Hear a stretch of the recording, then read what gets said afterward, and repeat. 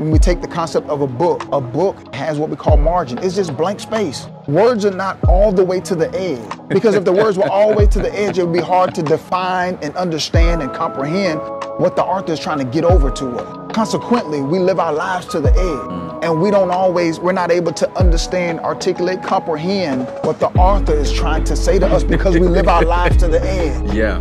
What is it that you love to do so much?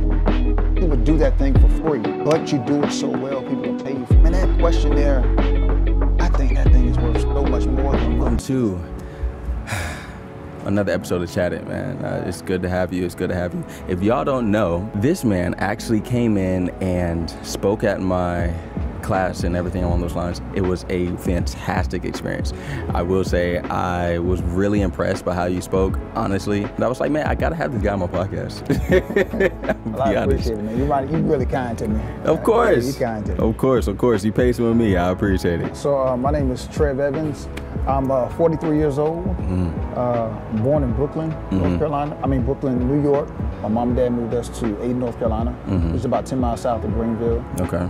For a better life. I grew up in Bed-Stuy. I always say I saw more by the age of 12 than many see by the age of 20. Really? And so, yeah, I appreciate my mom and dad making the move, because I have older parents. Okay. So they made that move and that jump later in life, when it could have been easier for them to stay where they were. I'm the knee baby. Knee baby is a country term for next to the baby. Okay. So okay. I'm the knee baby of 7.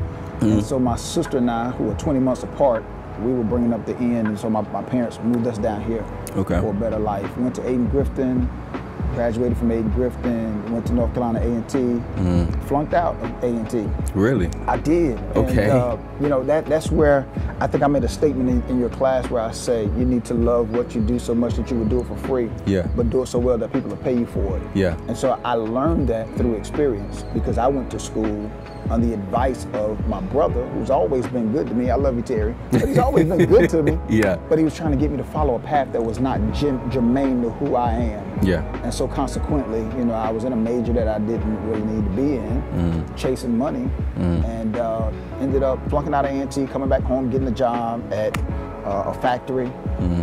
Graduated from Pitt Community College, did some different types of work, like in the school system, welding.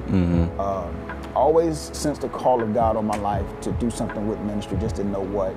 Ended up getting a job at a place called Koinonia, where I was a member in membership care. Okay. And been there ever since December 2007. Serving in the membership care department. Was ordained as a pastor a few years ago. And still just kind of functioning in that role, in a pastoral role at Koinonia. Okay. Yeah. Okay. Wow. First, that's a lot. Yeah, I know, right? So let's break it down. Let's break it down. So sure. You said you saw a lot more than what some people see at 20, at 12. For sure. What were those things? Can you talk about some of them? Now, I'm a very transparent person. So okay. If I got you. Same here. Pull me back. Nah, same here. You good? But in the Sumner projects on Myrtle Avenue, there's Jay-Z. People know Jay-Z in the Marcy projects. Yeah. There's Marcy, Tompkins, Sumner. So I was in the Sumner projects and Bushwick. So that was a real interesting area, gang, gotcha. All that kind of stuff. I seen people get stabbed. There was nothing for us to go outside and play. Needles, crack pipes, all that kind of stuff. Yeah, for sure. Promiscuity, porn, the whole 9 yards. I was molested when I was like 4 or 5 years old. Really? Yeah, by a male cousin. And I actually blocked it out of my mind until I was an adult. Wow. Just all of that. You know what I mean? All of that. Now those things can happen anywhere. Yeah, facts. But to be quite honest, it takes a little while for it to trickle down to the South. Yeah. And so I think our parents was just trying to put us in the best environment as possible. And so hence that was the move. Did you ever go to therapy for any of that? My first time at therapy was my wife got married. This July, we'll be married 20 years. Okay. We were having our first Congratulations. child. Thank you, man. Yeah, we got to congratulate that. Congratulate her. But I had my first child, and that was interesting in that I always say babies are a blessing, but they can be a strain on a marriage, on a relationship. Because I'm used to, she's having my attention, I have her attention, and then you get this baby, which is a blessing. Yeah. But now that attention is divided, and so as a man, I felt like I was put on, lower at the totem pole, which is necessary. I get it, because the baby can't do anything for himself. Yeah. Mama's carrying the baby. I got to be attentive. Those kinds of things. So I get it. For sure. But that does not negate the fact of how I felt. It doesn't feel good. It doesn't feel good. So my sister, who graduated from the Marriage and Family Therapy program at ECU, okay, she told me, she said, "Hey, you need to go to therapy. You and your wife go to therapy." And I was like, "Man, black people don't go to therapy. Go exactly. Tell my problems. Are you crazy?" Yeah. And about 3 months later, I kind of felt like Chris Rock from New Jack City, where you still got that number for therapy? And we ended up going to therapy, man, and it was probably one of the best things I've ever done, because I know we wouldn't be about to be at 20 years if it wasn't for going to therapy. Really? Oh, for sure. I believe that you can have Jesus and a therapist. Yeah. That's my belief. Yeah. I don't think one negates the other.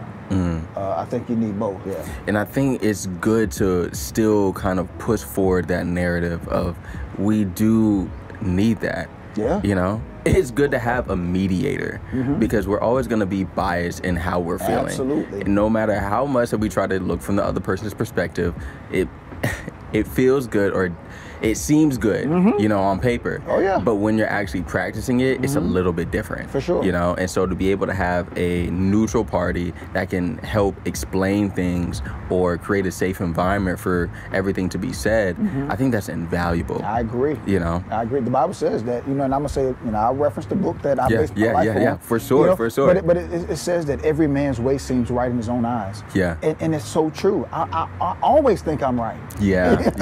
I always think I'm right. Because you know your reasoning. Absolutely. And so consequently, I'm not always right, as my wife would so quickly tell me. And I agree. You need that third party. I mean, we still go to a marriage retreat every year. Really? A marriage retreat? A marriage retreat every year. Okay. The weekend of Valentine's weekend, whatever that falls on, we go to a marriage retreat called Focus on Forever. I liken it to my car. If I, that nice truck I have, I'm pretty truck. It's a nice truck now. Love my truck. I was surprised. I love my truck. But as amazing as my truck is, if I drive it, and never take it in for any maintenance, after a while, it's going to stop working the way it's supposed to work. Yeah. As it is with my truck, so it is with my marriage. Yeah. I can drive it, but after a while, if I don't go in and get the oil change and get the tires rotated, then after a while, it's going to break down on me. Yeah. And so I can't be surprised if I never take it in for any maintenance and it tears up. Exactly. So that's the way I feel about our marriage. So we made that vow to each other. That's what we're going to do every single year. Come hell or high water, no water at all. We're going on this retreat because it's not just about a bad marriage. This thing makes a bad marriage good and a good marriage better. And that's what we believe, and we're always changing. Yeah. You know what I'm saying? We are always changing. I am not the guy I was 20 years ago. Shoot, I'm not the guy I was 5 months ago.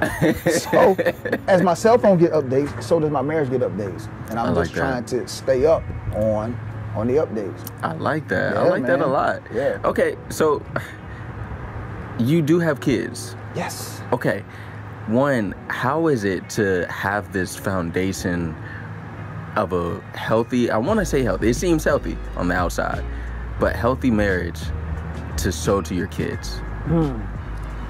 And I think it's a healthy, our marriage is healthy, but that doesn't mean it's absent of its challenges. So I never want to portray that. Always, there's always challenges. Yeah. And because a marriage is two imperfect people coming together. Yeah. I'm trying to walk this thing out. So for sure. And if it was perfect before, once I got in there, I made it imperfect. So I think it's pivotal. I think it's huge, man, for the health of. I have a son and a daughter. My son is 14. My daughter's 11. Okay. And I think it's everything. And even the going to the retreat speaks volumes to them, because it says, as much as I love you. And I know this is gonna sound crazy. Okay. All right, here we go. Brace yourselves, right?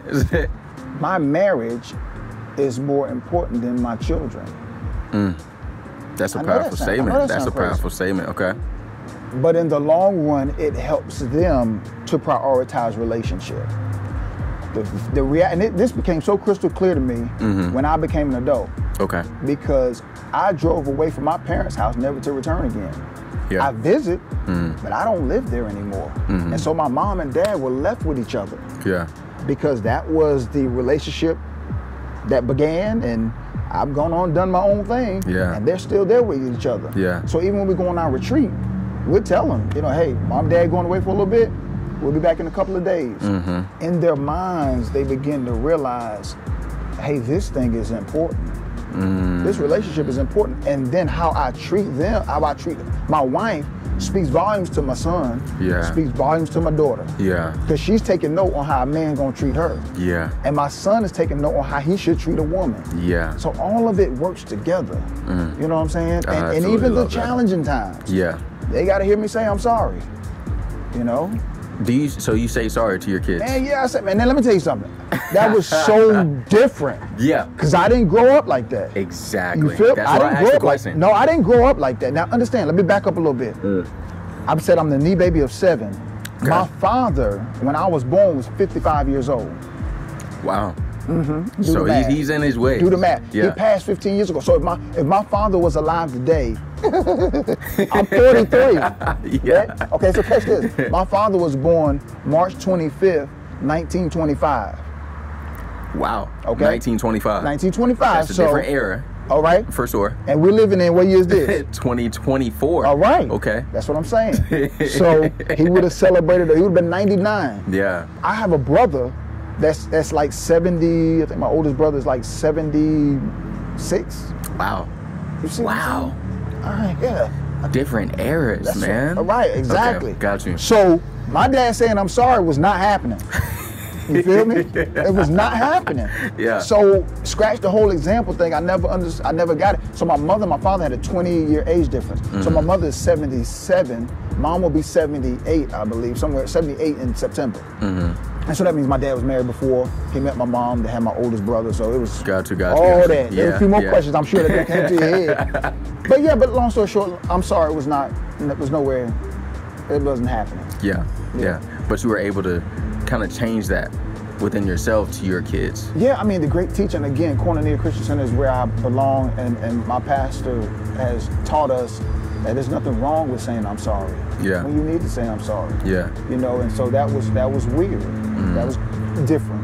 Yeah. It was different. Yeah. But it's been healthy and it's been great nonetheless. Yeah. I think we got to normalize that, man. I agree. I'm gonna be honest. I agree. Because it speaks volumes and it lets, I guess, the child know that sometimes I am right. I'm not agree. always wrong. I agree. You know. I agree. And even when it's hard to say it, it still means a lot to the kid. Because I think that it creates some type of bond, you know, of where maybe I'm not on the equal playing field, of course, but I have a say-so. You know, I have a voice. Boy, that's so different. I know, How right? you grew up, that's so different. It is. But it is. necessary. Like, I'm even still, in my old way, grasping that. Yeah. I'm at the grasping that. Yeah. Yeah.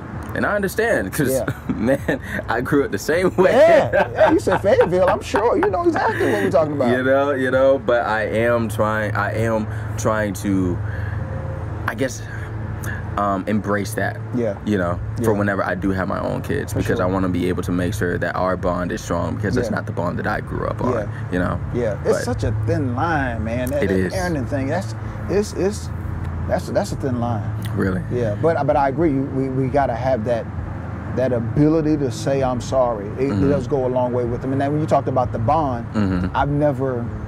Maybe that gave me a little bit of clarity on the bond that my kids and I share, and why we may have that bond. And I never would have attributed to being able to say I'm sorry. Yeah. Interesting. Little things, right? For sure. I'm a big person on the little things, because the nuances matter. The nuances is what creates the whole narrative. I agree. For example, we look at this tile, right? And there's so many white spots in it, et cetera, but if it was all gray, it would dull the whole outlook of it. For sure. You know, this makes it look brighter, and it adds some type of texture to the whole ground. For sure. And these white spots are what makes our life our life. You know, it adds texture to it, it adds depth to it. For sure. And without it, we would be bland. Yeah. And so those little moments that we create, those little narratives that we create with the people around us, even just moving beyond kids, are what matters. Are so important. That's good. But anyways. That's good. But so with your life growing up, you were mentioning your family and everything along those lines. I'm assuming that that had to be a little different to grow up in one, you said one of 7. Yeah. And your brother is so much older than you. You have a family that is really kind of mixed in the sense of ages. For sure. So like I'm the oldest. I'm 25 now. I had to think about it. But and it's crazy thing, I feel so old. But I'm 25. My little brother is 18. Shout out to him. It's crazy. That's why I feel old. But like, and then next brother 17. Then my little sister's 12. Okay. So you know we got a little bit of gaps in between them. You know. Yeah. But I can't imagine you being your age and your brother being what, 30? Oh God, yeah. I mean, really, and it, you know, if I'm going too far, you let me know. No. But my older brother, they were. My oldest brother, he was already gone. He was in the military. He went across the country. He was doing his own thing. And then there's some more. And so my next 2 siblings, they are 10 months apart. Okay. And then there's 13 years between me and the next one. So I got to experience my brother. He was my older brother, so I got to experience a little bit of him. And then he went off to the military. And so primarily it's been me and my sister who are 20 months apart, growing up together. Got you. That's my road dog. That's my. If she could have been my best man, she would have been standing on my side. But she was standing on the side of my wife. That's my dog. The whole sibling thing. I had older brothers, and they felt more like a dad to me. Okay. Which is, again, that's why I ended up going into the different major that I shouldn't have been in, because it was like, hey, you know, you need to blah blah blah. Yeah. And my dad was too old. My dad didn't graduate. So maybe 4th grade. You know, my mom did some clerical work in terms of school, graduated high school, did some clerical work. So they didn't have a whole lot of experience in terms of higher education. Yeah. So I was listening to my brother. Yeah. And so he, again, more like a dad. Yeah. So that's kind of how that went. Okay. You know, and I don't blame him. I don't fault him. He was telling me what he thought was best. I just didn't have enough tools to be able to look inward and figure out some things. I understand. So it was more of a parental relationship, older sibling parental. With your time at A&T, I know A&T was probably different back then, but still, a little bit? Best times of my life. Really? I agree, yeah, for sure. You loved your HBCU? Yeah, that's probably one of the best. I was 17 when I hit that camp. That's a whole other story, but I just, you know, I wish I was a little bit more mature to be able to take in what I really had. I think that it is counterintuitive for us to be going to college at such a young age, because we really don't really know what we are looking for in life. Whenever I went to college, my undergrad, I went to a HBCU. I went to Johnson C. Smith University. Did you? Yeah, and I absolutely hated it. I really did. I did not like it at all. Wow. But I wanted to go to that one instead of A&T because everybody from Fayetteville was going to A&T. So I was like, I don't want to see them again. So I wanted to build a new me, right? And it just was not the experience that I was looking for. But that was probably because it just wasn't a popular HBCU, so they didn't get funding, you know. And that's not all of their fault.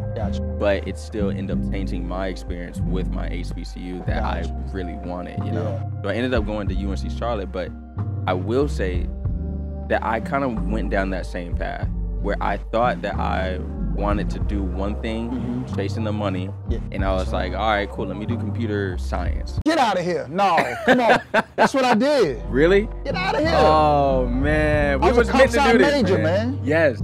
Okay. See, we was meant to do this. This is crazy. But yeah, so I was like, you know what, I'm going to do this, et cetera. And like, people were looking at me, you know, scouting me out, et cetera. And HBCUs will do the best to get you in something technology-based. I will definitely say that. Like, they were trying to fly me. Well, they did fly me to New York and everything like that, you know, hooking me up with these different companies. I'm thinking, bro, the money is there. I go, transfer to UNC Charlotte. And I was like, man, this is hard. And I realized that I was really getting by with my friend. If my friend wasn't there, I would probably have failed my classes.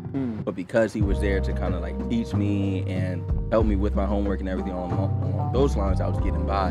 I was like, man, if I'm not able to do this on my own merit, how am I going to be able to stand whenever I'm at a job? Because my friend's not going to be there, you know? Yeah. So that was the moment where I said, even though the money's going to be good, and my friend, he graduated, ended up with $90K out the gate. Got a job in Texas working at Ford or something like that with their people. That was so bad. But I said, you know, I got to do what resonates with me, and that was talking with people. When I chose psychology, and I said, man, everything after that was smooth sailing. And that was probably the best choice that I could have made. Yeah. You know? Oh, yeah. Because you can't chase the money. For sure. You can't. For sure. For sure. And that goes back to that statement. What is it that you love to do so much? You would do that thing for free, but you do it so well, people will pay you. And that question there, I think that thing is worth so much more than money. Because if I can get that question in the minds of kids as they get ready to go to school, to figure that piece out. Another thing that I wanted to take away was the fact that you said you have to set boundaries for takers. Absolutely. How did you get to that realization? Oh my God. Through experience and not instruction, unfortunately. Let me start there. Givers have to set boundaries because takers don't have any.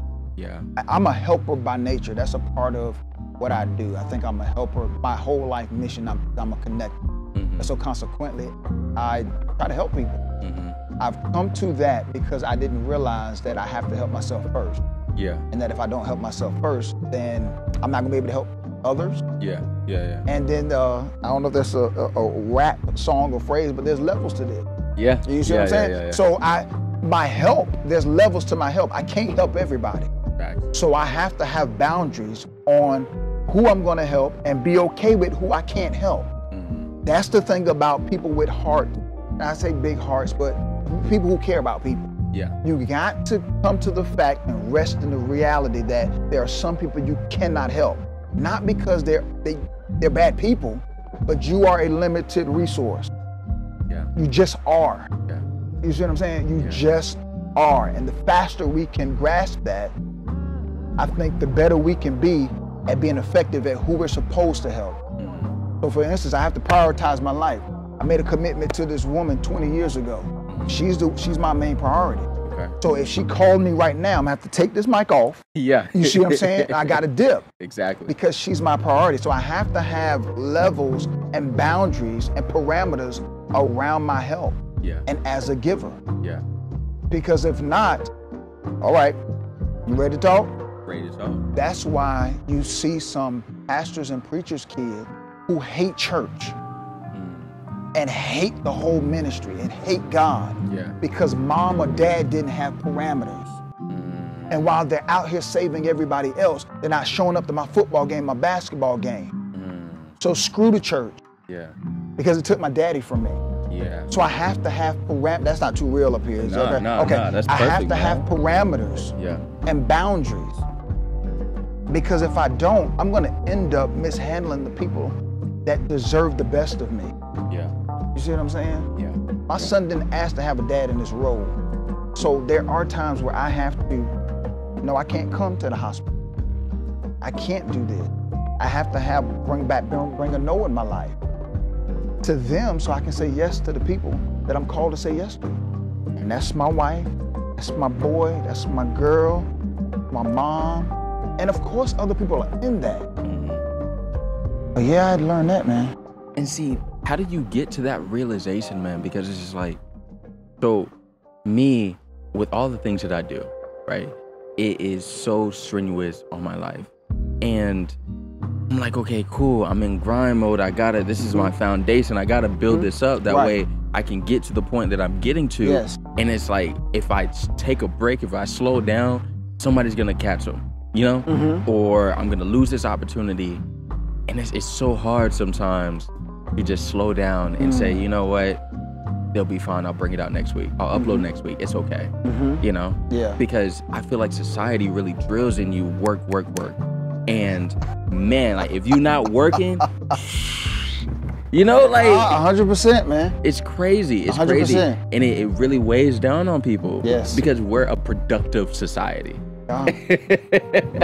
Listen, I just went away my brother, my brother, the guy named Chandel, I call them my brothers. God gave me brothers. Gotcha. And we went away last week, and I started picking up this book that I had, and it's called 24/6. Okay. And it's kind of in line with another book called Margin. Mm-hmm. I don't know if you ever heard those books, but I haven't. Now I'm gonna look at them up. oh God, yes, Margins. But basically, it's the concept of having, in a religious term, you would call it a Sabbath. Okay. But needing a break, Mm-hmm. because again, like you said, our society is we appreciate the go-getters and the people who are after, and there's a time and a place for it all. For sure. We have to grind. I get it. Yeah. You know what I mean? Yeah. However, somewhere in there has to be some margin. Mm-hmm. When we take the concept of a book has what we call margin. It's just blank space. Words are not all the way to the edge. Because if the words were all the way to the edge, it would be hard to define and understand and comprehend what the author is trying to get over to us. Yeah. Consequently, we live our lives to the edge. And we're not able to understand, articulate, comprehend what the author is trying to say to us because we live our lives to the edge. Yeah. We need some blank space. And this is where the note comes in. Mm-hmm. You know, if I have some time in my calendar that's blocked out for me, it's blocked out for me. So somebody said, but can you help me come move my couch this weekend? Not if this time is blocked out for me. That's my margin. Yeah. That's the space that was intentionally set for nothing to be there, so the rest of the stuff that's on the page can make sense. Does that make sense? Wow, that is good. Yeah, man. I gotta have that. Yeah. I have to have that intentional blank space, and I don't need to feel guilty about it. Yeah. Yeah. I think can't that's feel the guilty key about point. it. That's the key point. Yeah. Not feeling guilty about it. Yes. Because I will say other people can make you feel Yes. guilty. Yes. They're travel agents for guilt trips. They are. Yes, they are. You know, because it's like, yeah, okay, for example, you go ahead and you say, you know what, I wanna have some time to myself. Yeah. Another person comes around, well, are you doing anything? Nah, I'm not doing anything. You know? Yes. But technically I'm Yes. you know, Yes. I'm doing something. It's just I don't want to do that. There you go. Like- There you go. There you go. But you know, people will make you feel so bad, Yeah, and I think it just comes to just having that resolve of, you know what, I need my blank space. Yes. That Yes. might be the title. Like, Yes, yes, absolutely. Yeah, I yeah. gotta have those. Even when it comes to money, this is something that my wife and I had to decide. Okay. Is that we came to this, and I'm not trying to tell anybody to do it. It's just what I'm saying. Yeah. We came to this place where we made a decision that we don't lend money. We give it, but we won't lend it. We believe the Bible that says in Proverbs 22:7 that the rich rules over the poor, and the borrower is slave to the lender. Have you ever loaned anybody some money, and they were going to pay you back next Tuesday? And as my father would say, Tuesday never came. Yeah. And so now they're putting the duck on you. They're not. They. You coming this way, they going the other way. They're not picking up your call. They're not returning your text. Yeah. What happens is the relationship has gone from brother, sister, brother, friend, to master servant. Because the borrower is slave to the lender. Yeah. So it changes the dynamics of the relationship. Yeah. For And sure. I don't want to lose my relationships because our dynamics change. So I'm not going to lend you. If I can't give it to you, I don't have it. Yeah. That's the same thing with the That's whole true. time thing. Exactly. I borrowed it. If I can't give it to you, I don't have it. Well, yes, you do. You got $500. No, I need that $500. If I can give it to you, and then I have it to give. Yeah. But if I can't give it, I don't have it. I don't care what you see. But that's the margin again. Yeah. Financial margin that we had to put in our lives so that the rest of our lives can make sense, and it'll help us to make decisions a whole lot quicker. I don't have to take a whole day to think about and pray about certain things when I have value systems in place. It helps with my decision making. Yeah. Yeah. Yeah, exactly. Okay, I can understand that. Yeah. And I don't want to lend it to you because I don't want to jeopardize our relationship. Yeah. Yeah. And that's just a personal thing. It doesn't even matter about your ability to give it back to me. Yeah. That's not on the table. Yeah. This is a value system I've set for myself. And I think we, at least me, and I'm not going to speak generally, but at least me, I've ran into multiple different friendships where I've tried to lend something and thinking that I was going to get something in return because they said that they were going to give something in return, and it never happened. Yeah. And then it's like my view of this friendship, of this relationship, is not the same anymore. That's right. Because it's like, man, like, I really mess with you, man. Yeah. But dang, you owe me money. It's hard to get past, man. And then you, God forbid, you on social media and they over in the Bahamas, Yeah, and all you're thinking about is your 20s. Don't tell me you doing good. Like, oh, absolutely, absolutely. You know, that is a powerful statement. That's a powerful Absolutely. statement. I'm gonna use that, man. I'm gonna use that. So, okay, even when it comes to financial literacy, how do you? Okay, so I had to learn myself financial literacy. I'm a big person on reading, studying, everything along those lines. So it took me a while to get a credit card, like my own credit card, because I was like, I don't really know how this works. So I'm gonna go ahead and research before I even put something in my name. That's great. And now that I have enough knowledge, I say, okay, cool, I can go ahead and get it. I know how it works. I know what I need to do to keep my credit going up, et cetera, et cetera. Yeah. How did you build up financial literacy as you were growing up? First, I didn't have any. Yeah. So when I hit the college campus at 17, back in the day, they used to be on the college campus. Hey, come get a hat and a t-shirt. Yeah. You know? Yeah. And that's what I did. And I signed up. Card came. I was like, $500? Really? For nothing? And so, you know, hence that's where we went all into credit card debt and things of that nature. And then my wife brought me a book the year before we got married. It was called The Total Money Makeover by Dave Ramsey. Okay. That book changed my life. Really? That book changed my life. Now, Dave Ramsey is he kind of got a lot of his stuff from another guy. Oh my God, he Crown Financial, Larry Burkett. Okay. Larry Burkett was a Christian-based financial teaching guy. And so Dave kind of came off of Larry Burkett. And Dave Ramsey, he's a real, a lot of people call him extreme. Okay. Because he talks about no debt. Okay. But the book Total Money Makeover just changed my whole perspective on money. Another book, Rich Dad, Poor Dad, Robert Kiyosaki. Read that. And so Robert and Dave have different views. So Robert teaches you how to handle credit appropriately, quote unquote. And Dave teaches, you know, stay away from credit cards, save, pay cash, that kind of thing. Yeah. But the book really resonated with me, changed my life. My wife and I paid off like $79,000 in like 20 months. Wow. You know, almost like a scorched earth kind of thing. Yeah. But it taught us a whole lot of incredible tools along the way. A lot of self-discipline. Now, I think you can handle and have credit cards and handle it the right way. I know some people are like, oh my God, Pastor Trey said that. But you can. It takes a lot of discipline. Yeah.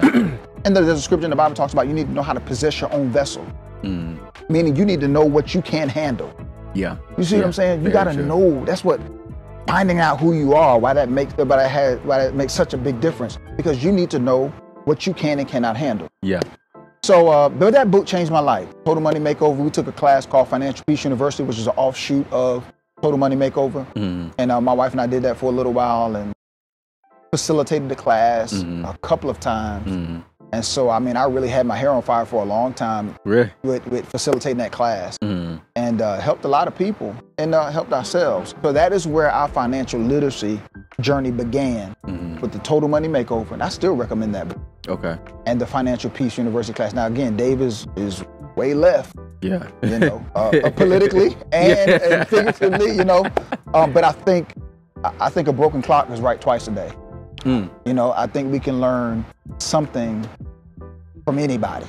Exactly. You know what I mean? Exactly. My dad used to say that a broken clock, no matter if it's not working, it's right at least twice a day. Yeah. You know, so I think there were some things that we learned from Dave in that book that has tremendously blessed our lives. Yeah. Was it hard to have that conversation? They're still challenging because I want my way. You know, they're still challenging. There are times where that thing gets tight, you know what I mean? Yeah. We play Al Green, Let's Stay Together after every budget meeting, you know what I mean? Because I want my own way. She wants her way. Now, we've gotten better at navigating and compromising and things of that nature. But yeah, that stuff used to be hard. And that's another thing I think that Total Money Makeover did. For us, it put us on the same page. Okay. Put us on the same team, going the same direction. It did a lot for our relationship. And see, money can come into the middle of a lot of different relationships. 100% right. You know, because if you feel like you're not on the same page as another person, or the finances aren't on the same page, then that's the easiest way to get somebody upset. Yeah, You exactly. know? You are 100% right. You know, so I think it's good to normalize these types of conversations, Absolutely. especially in our intimate relationships. Yes. Because when you can be in singularity and unity, Yes. then you can come forward in life with a plan. 100%. And when both people are coming in with a plan, then you can get it done so much quicker, so much 100%. faster, and there's so less problems. Yes. You know? God, it's almost like you're in we do a premarital class. And so there are Okay. different parts of the premarital class. And my wife and I do love and money. Okay. And so That's cool. one of the things we do at the end of it is we give the couples like 20 questions. And we say, hey, we want you to go out on a date in a restaurant. And we Okay. say a restaurant because you're not going to argue in a restaurant. Yeah, You're exactly. probably loud at home. So go to a restaurant, these 20 questions, and these are really straightforward questions that we want them to ask each other. Because our concern is that people will get naked physically, but never got naked financially or emotionally. Yeah, that's true. You see what I'm saying? That's true. I don't even know what your thought process is as it pertains to money. How do you see borrowing and lending money? How do you see what we're going to do when your mom dies or when my mom dies? Yeah. How are we going to handle that financially? What are we going to do when your favorite cousin come up and want to borrow $100? What are we going to do? Yeah. Are you supporting another family that we even know about? These are questions we have to ask each other. Yeah, exactly. You know what I mean? So that Exactly. we'll know if we're on the same page. And that's what dating is collecting data. That's what it is. Wow. Skip. Data yo- is Yes, dating that's is what collecting data. That's Wow. what we're doing. Yeah, for sure. And we're not collecting data, bro. We're just spending money in these restaurants, dressing up for nothing. Yeah. You see what I'm saying? For sure. I need to be collecting data on you. What direction are you heading in? What do you want out of life? What matters to you? What is your value system? You know, I like how do that. you see and view money? Exactly. You know, if you're trying to spend every dime you get, then, and I'm trying to save, opposites do attract. We got to be somewhere in the same ballpark. Yeah, exactly. You know? Exactly. Yeah. Exactly. I like that a lot, man. Even that is really gonna stick out with me. Dating is collecting data. Oh, Oh my gosh. But and I think that all of these different things just combine into a healthy relationship, you know, Yes. because we're running in a society of people are just very scared of relationships in general because of the fact that there's so many unhealthy ones. Yeah. And it's not sometimes a person's fault. It's just because we don't know, 100%. you know? 100%. And you don't know what you don't know. So That's scary. Now, please say that again, because that's a serious statement. yeah, exactly. Please say it You again. don't know what you don't know. Because it's like some people can say, well, you can Google this, et cetera, et cetera. If I don't even know what's going on in my relationship, what am I Googling? Like, That's good. you know? That's good. So just being able to give out some of these resources and give out some of this advice, that's why sometimes it doesn't take a professional to be able to give good advice. And that was my biggest thing, even when it comes to this podcast, because I see a lot of people and it's focused on who's the master at this, who's the expert at this. I don't have to be an expert on relationships to know what works in my relationship. And I can say what works in my relationship and it might work in yours and it might not. Right. But that's the same thing as the expert. They're just looking at what's the general consensus. Yes. You know, and they Yeah. have the data to back it up of what the general consensus is. But your relationship might not fall in the general. Right. So what makes them more qualified to talk to you, you know? Yeah. So it's about just real humans just talking, real speaking about your life, your experience. Man, it's invaluable. Listen, let me tell you something. This is why this is a part of my core value Yeah. of who I am. I believe we're not made to do life alone. Yeah, for sure. That's a part of my core value. That's a part of who I am. You see, that's not just a statement. I believe we're not made to do life alone. What does that mean? I think it goes hand in hand with what you're talking about. Yeah. This is why I appreciate conversation. Yeah. This is why I said yes so quickly. You know, we Yeah. stand in the classroom, we hadn't even known each other an hour. Yeah, exactly. Because I believe we're not made to do life alone and we're helpers one of another. This is why I also love talking to people with gray hair. Really? I love it. Yeah. First of all, it gives me an appreciation because, again, my father was older.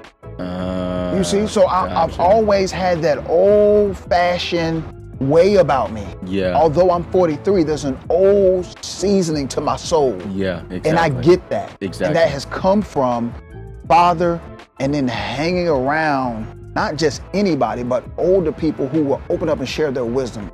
Yeah. I just think it's invaluable. And that's kind of the key thing to help propel the next generation. Yes, If yes. we can't tell our stories, and I mean that's back in our golden years, you know, in the sense of like our early years Yes. of just civilization. You know, we pass down our knowledge and stories through, Yes. through telling, through orally, Yes. you know? Yes. And so we need to keep this practice, because if not, the wisdom is lost. Yes. And we have to still keep living that over again, because Yes. nothing is new under the sun. It's just we have to experience it for the first time. There you go, man. That's huge. Yeah. That's yeah, huge. Yeah. So my biggest thing is trying to accumulate as much knowledge as I can, and just like trying to just propel everybody's stories. Yeah, Because there's no reason for you to have to experience it if somebody else did. for sure. you know? Absolutely.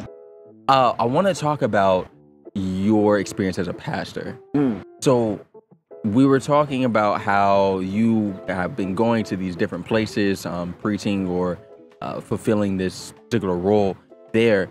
What has been your experience? First of all, I think I have the greatest example. My pastor is Bishop Rosie O'Neal. Okay.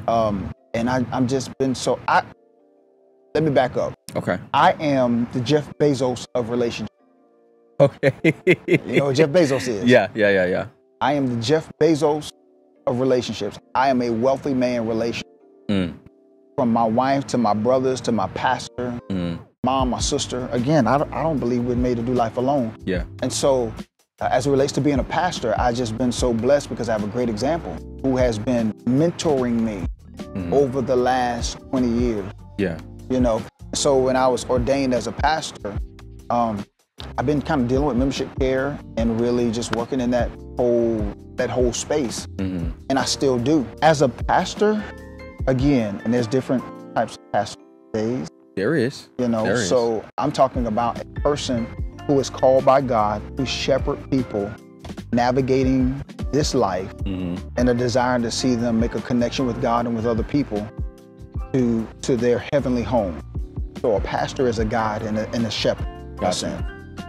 And so that has been the example that I've seen and the pattern I've tried to follow. And that is just helping people navigate life, whether it's the birth of a child, the death of a parent. I mean, sitting here, I'm texting a guy whose father who passed away yesterday. Wow. And having walked through that myself, just sharing my condolences and going to reach out to him once I leave here Yeah. to help people navigate life. That's my heart's desire, is to connect people with God and to each other to live a quality of life. I love that. That's love it. that. And so all the other stuff, the social media things and the like I was telling you, I'm not an itinerant preacher where Okay. I'm in Baltimore this week and I'm in California next week. That's not me. And Yeah. God bless those who are, because there's people called to that. Yeah, for sure. That's not me. I will be a happy man and an effective pastor if I can help those who are called at Koinonia and this surrounding area. If I can help those people connect to God and with each other, I can die a happy man. And if that puts me on the biggest stage, fine. If it doesn't, I'm fine. And see, that, I think that is supposed to be the motto, you know, the living foundation of, I don't want to presume because I'm not a pastor, but of a pastor, in the sense of just trying to be a guide to people. Yeah. It's hard to find trustworthy guides, in the sense of people have their own motives sometimes. And especially in the day and age that we're in, if it doesn't, I guess, follow their agenda or help them in some type of way, people are very reluctant to help you.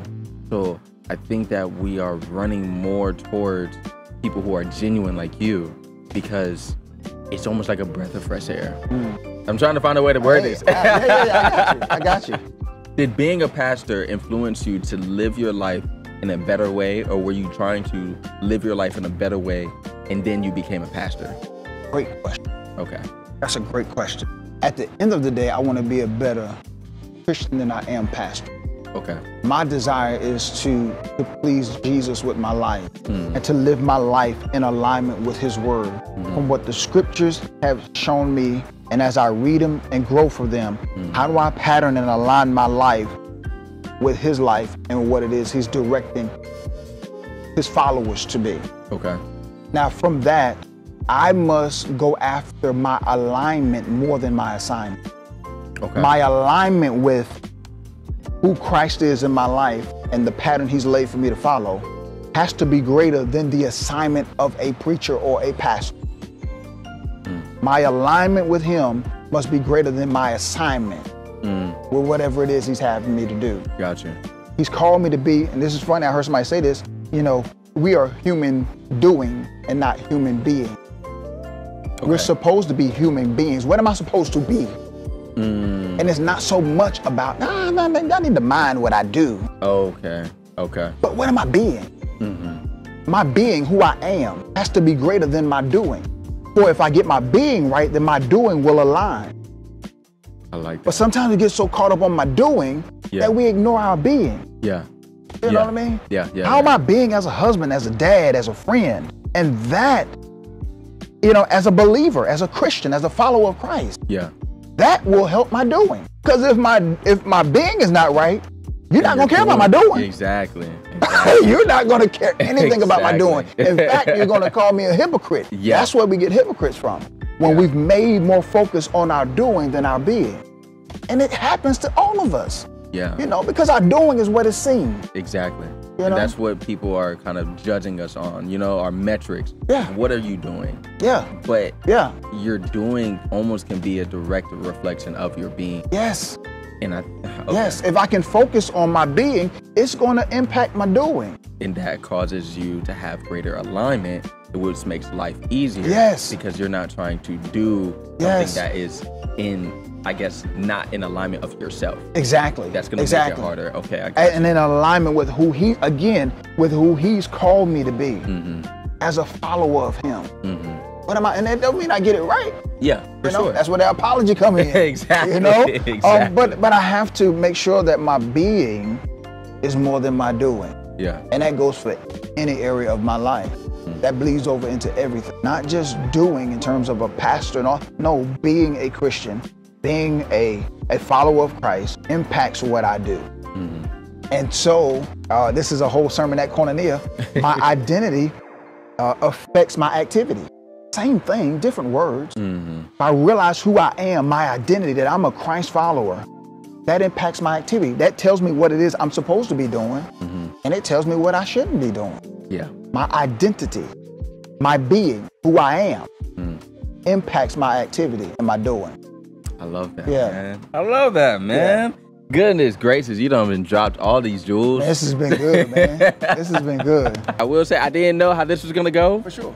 But I was like, the way that he talks has got to go good. I appreciate that, man. Of course, of course. So thank y'all for coming on. Thank you for just coming to another episode of Chat It. We will see you again next week. And we're going to go ahead and sign you out, man. All right, man. All right, nice seeing you. Appreciate you. We're going to link up again in a couple months. I hope so. All right, I got you.